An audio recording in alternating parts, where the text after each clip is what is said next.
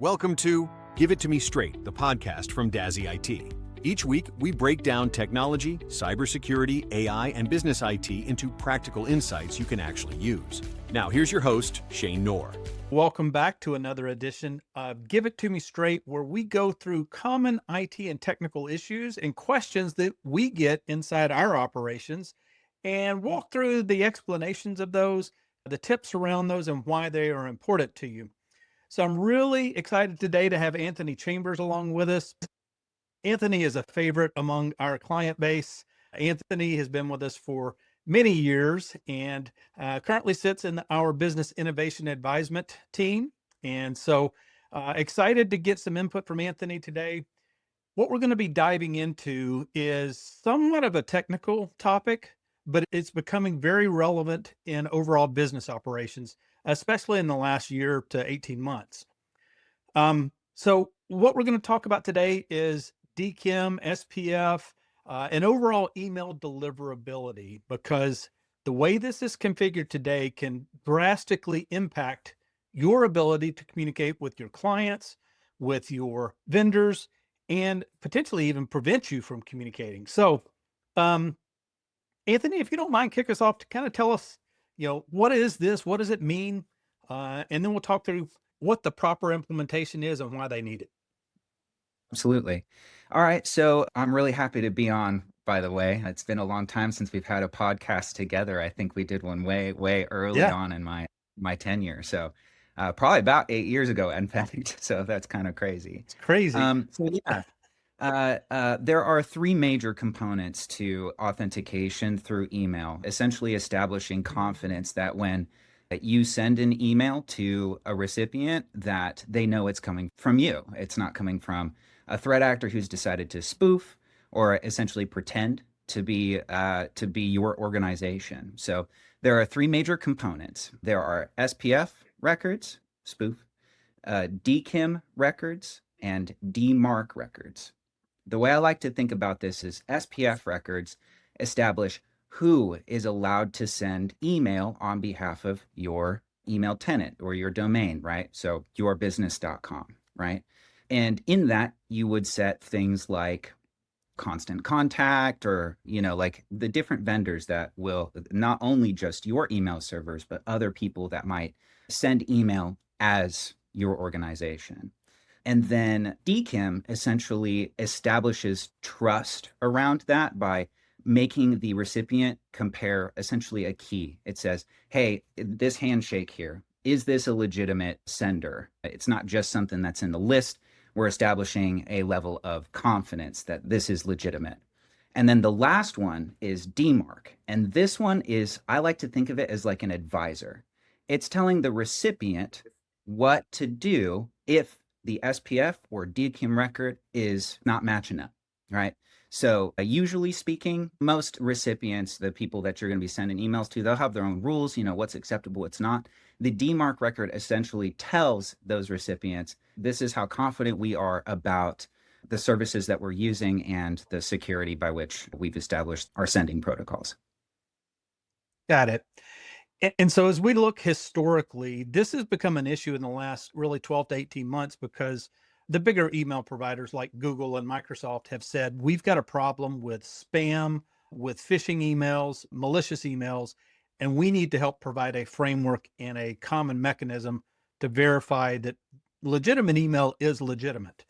And so what is it, about 18 months ago, they implemented strict controls around this? Google did, and it's been kind of nutty.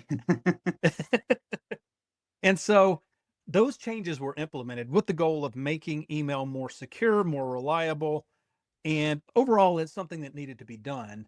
And it's still an ongoing challenge. This is not perfect by any means, but a lot of organizations miss that, especially the urgency of it. And from what I understand, without those controls properly set up, it could affect email actually being delivered, correct?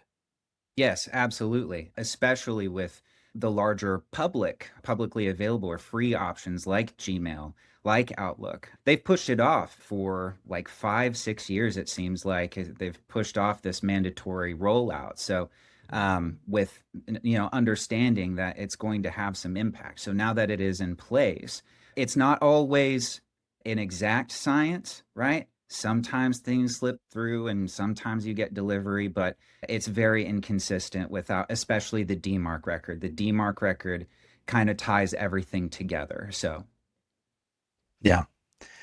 And where we typically see this in terms of requests from our clients is, hey, we've been sending out messages and our clients aren't getting them, or they're getting flagged as spam. And yeah, as we start doing some investigation in there, it's because they're using a HubSpot or a Constant Contact or a marketing type agency that's sending email. It's not necessarily when they go to Outlook and send it. Well, it depends. It can even affect those. But for the most part, we see it and at least reported first when it comes from those marketing or sales emails or client communication emails.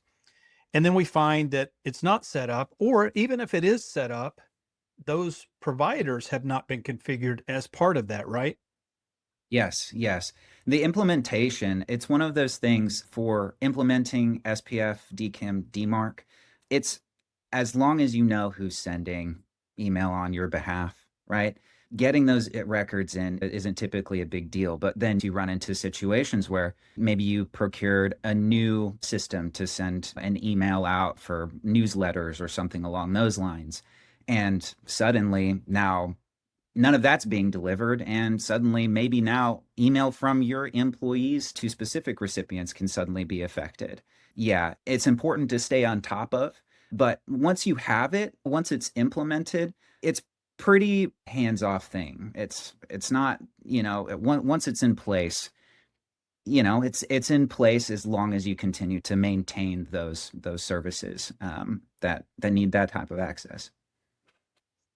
And that's a good point, because it's not an ongoing, hey, we've got to tweak this every month. Now there may be some setting changes, especially on the next topic that we'll get into. But for the most part, once you set it up, it's done.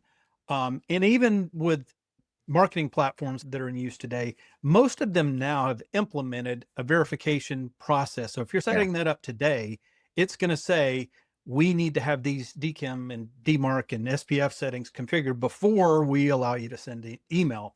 What we typically see is, oh, we were using this application 5 years ago.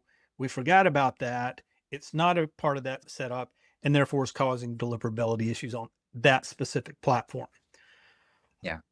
The next piece that we kind of get some questions on as part of this is the quarantine aspect of spam for inbound delivery.